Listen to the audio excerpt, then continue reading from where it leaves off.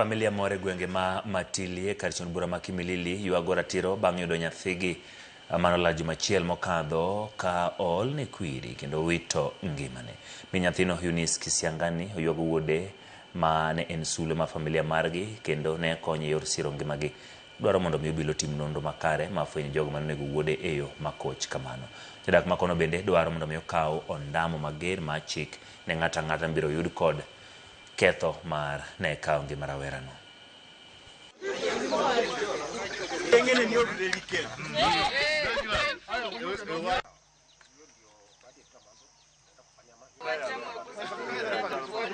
Leo hii nasimama mahali hapa tukikashifu kitendo ambacho kilifanyika siku ya Jumatano, ambapo tulipata kijana yetu ambaye ni my brother anaitwa Joel Wafula Kisilili, ambaye tulipata mwili wake ukiwa umewawa.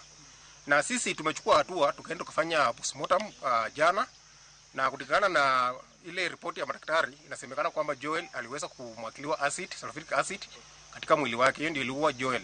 Kwa hivyo Joel aliuawa na watu. Na watu ambao waliua Joel sisi tunawajua, tulishika mmoja wao ako ndani, na sisi kama jamii tunalia haki. Haki yetu mtufanyie haki yetu kweli, mtoto wangu. Ako na familia, itafanyaje kweli, mtusaidie.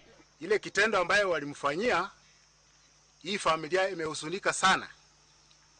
Na haswa wale ambayo wamepatikana, tunaomba haki itendeke na serikali ichukue mkondo wake. Tunataka haki.